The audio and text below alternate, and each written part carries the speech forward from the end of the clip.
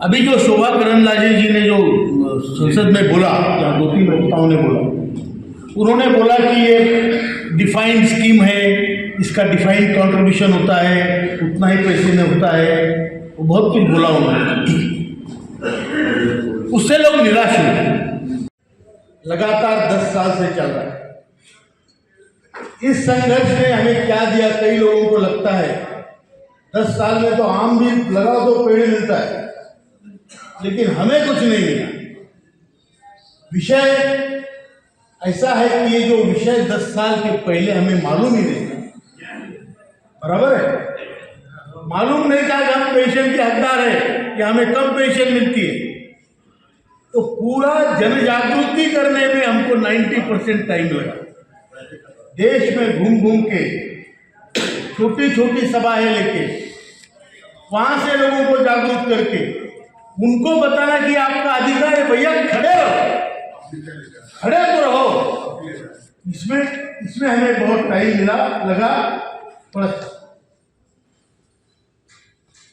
और जब पूरा देश जागरूक हुआ तो फिर सरकार को हिलाने में थोड़ा टाइम लगा। और ये संघर्ष किसका है? जो बूढ़े लोग हैं, बुजुर्ग लोग हैं, शक्तिहीन है, जिनके पास पैसा नहीं है, संपत्ति के नाम पे उनके पास बीमारियां है, ऐसे लोगों का संघर्ष एक क्रूर व्यवस्था के खिलाफ। ये रामायण से भी बड़ा भयंकर संघर्ष है। वहां जो वानर लोग लड़े थे वो कम से कम अपनी ताकत रखते थे, हेल्दी थे। हम तो असहाय है। और इतनी क्रूर व्यवस्था है, ये हमारी ब्यूरोक्रेसी हो, पॉलिटिकल सिस्टम हो, हमारा मीडिया हो, तो ये सारे जो व्यवस्था है उसके खिलाफ असहाय लोगों का संघर्ष है।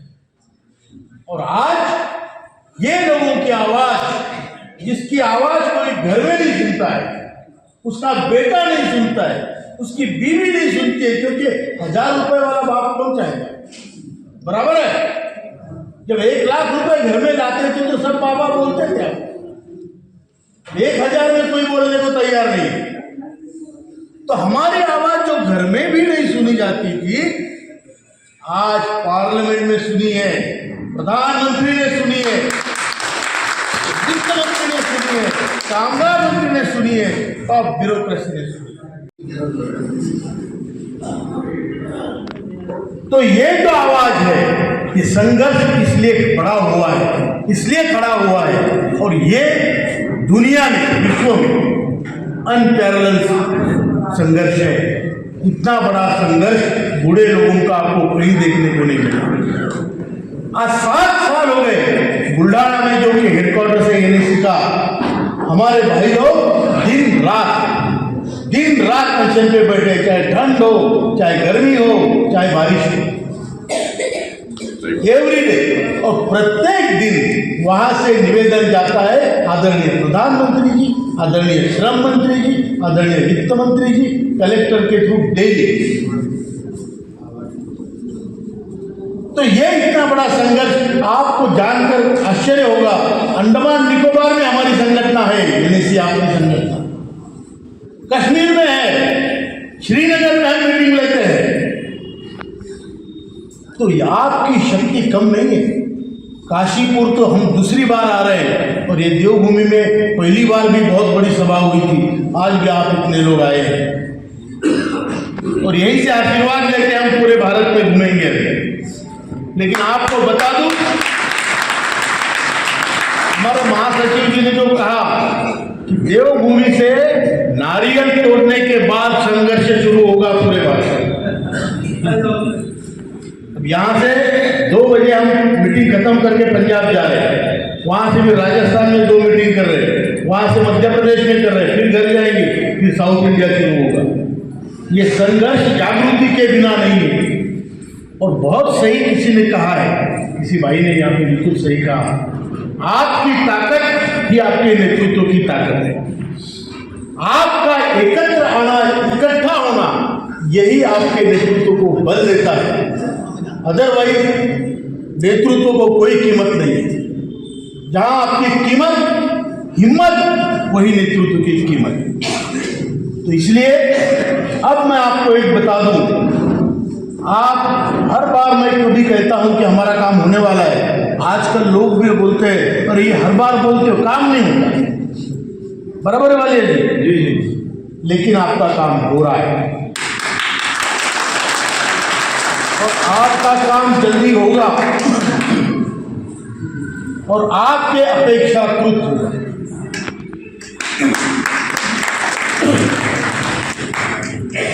हमारे वीरेंद्र सिंह साहब ने कहा वो बिल्कुल सही है। लोग बोलते हैं भाई सीबीटी की मीटिंग, हमने काफी डेमोन्स्ट्रेशन किए उसके सामने कि सीबीटी के मीटिंग को सभी सीबीटी मेंबर्स को मिलना, मंत्री को मिलना, हमारी पेंशन बढ़ाओ। तो मंत्री जी ने कहा अरे सीबीटी वाले तुम्हारी पेंशन बढ़ाएंगे तो कितनी बढ़ाएंगे? पैसा उनके पास है, उसमें से 1000 से 2000 हो जाएगी, 2500 हो जाएगी, ज़्यादा से ज़्यादा 3000 हो जाएगी। मैं चाहता हूँ और प्रधानमंत्री जी चाहते हैं कि आपको आपकी पेंशन आपकी अपेक्षाकृत मिले, इसलिए इसमें देरी हो रही है। अब आपको कितना विश्वास किस पे रखना है आप रख सकते हैं। मेरा काम है जो सत्यता है आपके सामने लाना। आप चाहे मेरे पे भी विश्वास मत रखो ना रखो, लेकिन मैं यही कहूंगा जो मुझे आपको बताना चाहिए।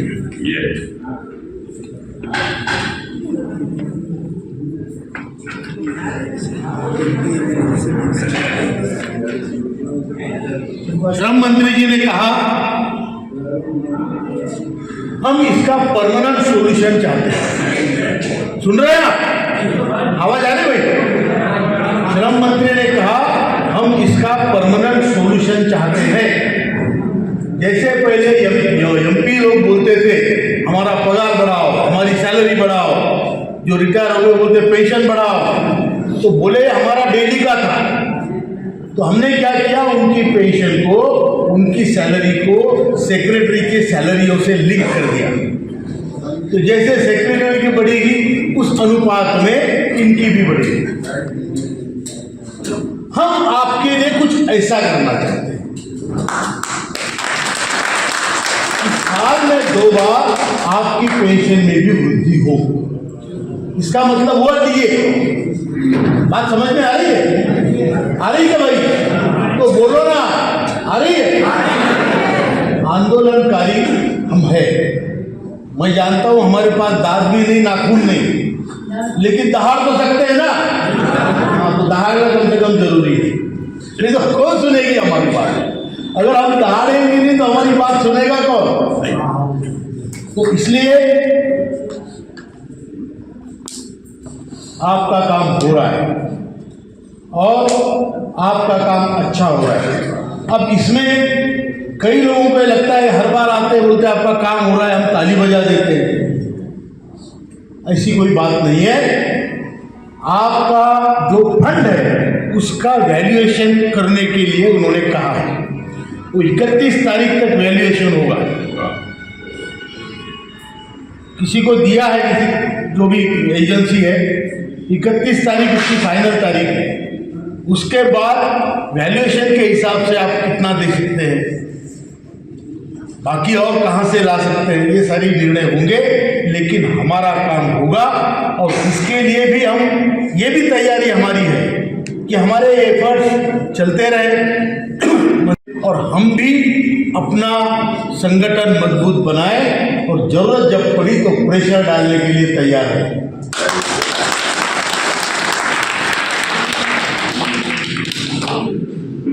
हम ये नहीं कि सिर्फ उनके ऊपर डिपेंड है, हमको क्या करना है वो भी जरूरी है। अभी हमें क्या हो गया भाई साहब, और नहीं तो हम आंदोलन करने के लिए भी तैयार है। अभी सर ने बताया कि हमने आंदोलन क्यों कैंसिल किया, परिस्थिति के हिसाब से निर्णय लेना पड़ता है। अभी और निर्णय कई बार अपने मन के जैसा भी नहीं होता, लेकिन वो लेना पड़ता है, उसमें सार्वजनिक हित देखना पड़ता है। और वो देख के हमने वो आंदोलन कैंसिल किया है। कैंसिल नहीं, हमने उसको स्थगित किया है। और अगली बार अगर हमें आंदोलन करने की जरूरत पड़े तो उत्तराखंड से कम 5,000 लोग आने चाहिए। तो मुझे यकीन है आप लोगों ने डिसाइड किया तो आप करते हैं हर बात। क्योंकि क्या होता है, महाराष्ट्र से लोग बहुत आते हैं, साउथ इंडिया से लोगों को बहुत दूर आना पड़ता है, 30-30, 40-40 घंटे आने पड़ते हैं। और जो लोग हमारे नज़दीक के हैं, उत्तराखंड है, उत्तर प्रदेश है, पंजाब है, हरियाणा है, राजस्थान है और उत्तर MP है, ये सारे लोग ज़्यादा आ सकते हैं। तो अगली बार जब ऐसा करने के मौका आएगा तो हम वो करेंगे। लेकिन यकीन मानिए आपका काम हो रहा है, और नहीं हो रहा है तो भी हम कराएंगे और जरूर कराएंगे। विजय श्री आपको मिलने वाली है, ये आप पक्का ध्यान रखें। और आपके जितने नेतागण हैं पूरे देश में, जिन लोगों को हमने जिम्मेदारी दी है, प्रामाणिक लोगों को ही हम आगे बढ़ाएंगे। और वो कष्ट करने वाले लोग हैं, वो आपके लिए खपने वाले लोग हैं, उनकी बात सुनिए और हम आगे चल के इस लड़ाई में आप निश्चित विजयी होंगे, इसकी मैं आपको गारंटी दे रहा हूं। पांड्या साहब ने कहा लोग निराश हो रहे हैं। लंबी लड़ाई है, निराश होकर नहीं चलेगा। ये कोई एक बैटल नहीं है, ये वार है, सीरीज ऑफ बैटल्स। तो उसमें मैं भी जानता हूँ कितने लोग हमें छोड़ के जा रहे हैं, रोज 250 लोग मर रहे हैं, 200 से 250। तो हम भी चाहते हैं कि जल्दी हो जाए, इसके लिए हम प्रयत्नशील भी हैं। लेकिन अगर किसी वजह से देरी हो गई तो उसमें निराश नहीं होना, आपने फिर संकल्प करना है, निर्धार करना और फिर लड़ाई करना। क्योंकि 10 साल का संघर्ष आपका जाया बिल्कुल नहीं जाएगा। अब 10 साल जहां लड़ लिए, 2 महीने और लड़ो, बराबर है।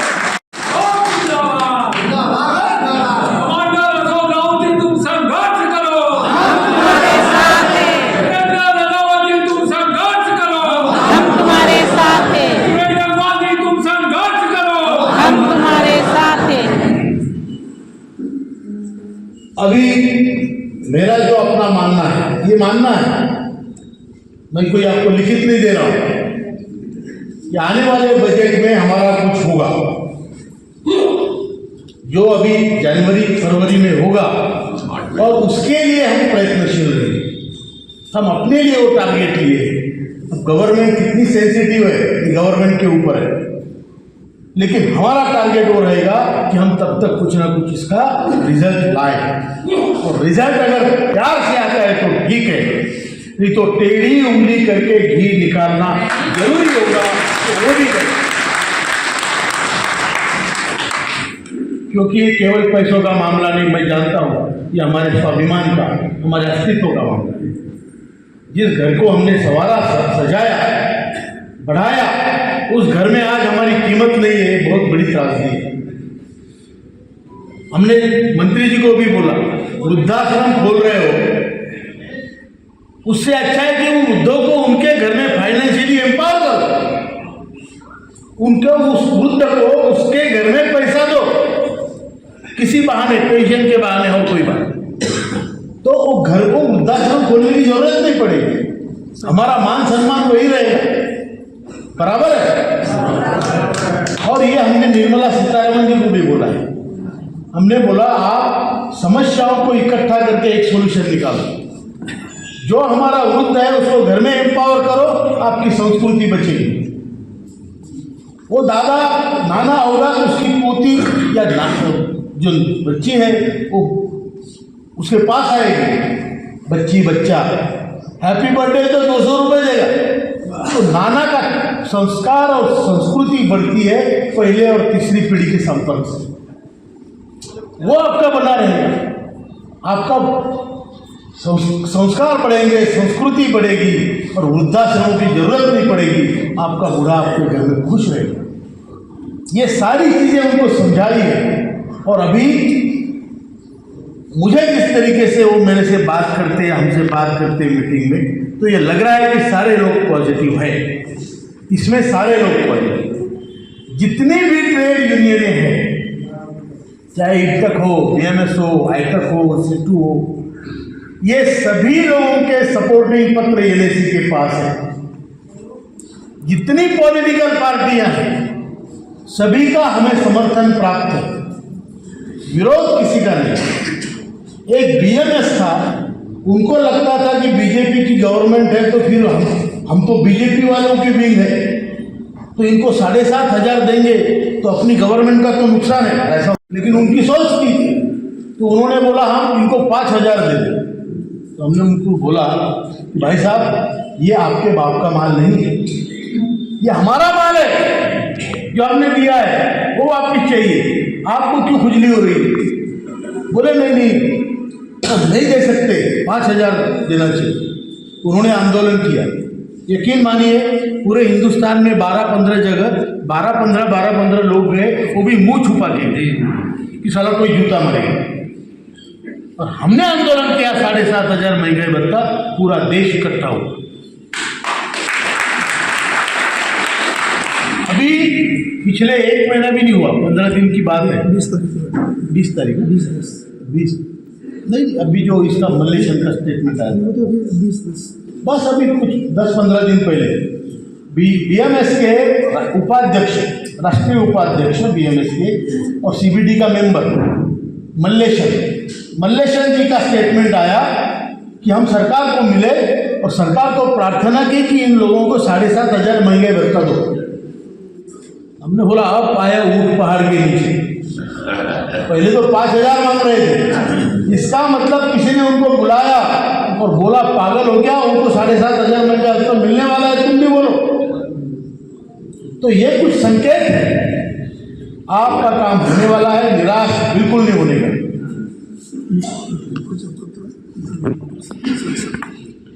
अभी एक और विषय में आपको बताऊंगा, निराश तो बिल्कुल नहीं होना है। कोई कितना भी आपको निराश करे, होना नहीं, आप जीतने वाले हैं, लिख लो।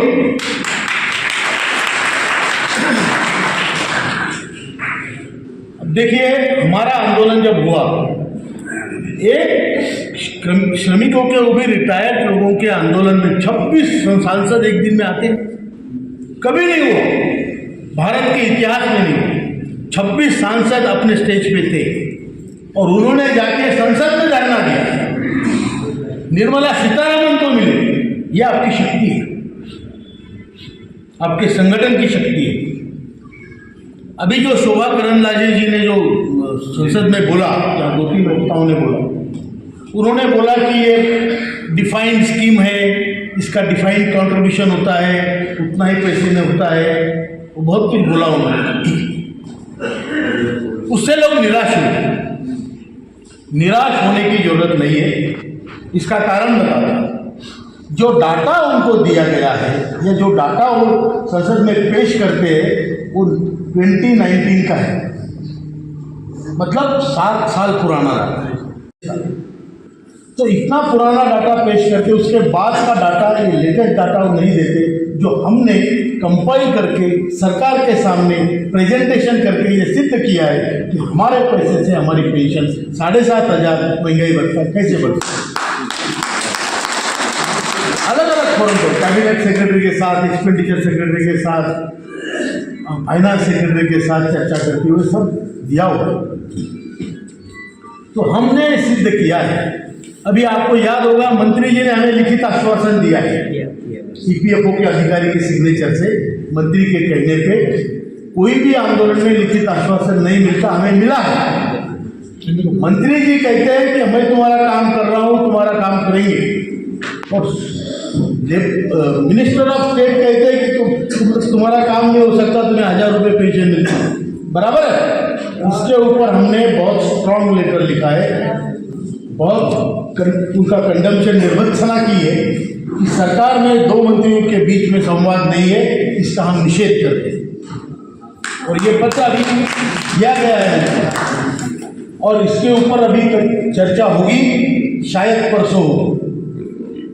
हम अभी कल पंजाब जा रहे हैं और परसों मंत्री को हम मिलेंगे शायद, तो इस पर हम उनको भी कहेंगे कि ये ठीक बात नहीं है, आप लोगों को संसद में बरगला रहे हैं, हमें कुछ अलग बोलते हो। इसका मतलब क्या है?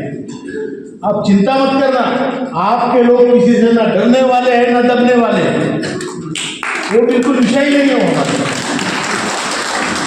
हमारी जो ईमानदारी से जो हमारी लॉयल्टी है वो पेंशनरों के प्रति है, हमारे भगवान पेंशनर से।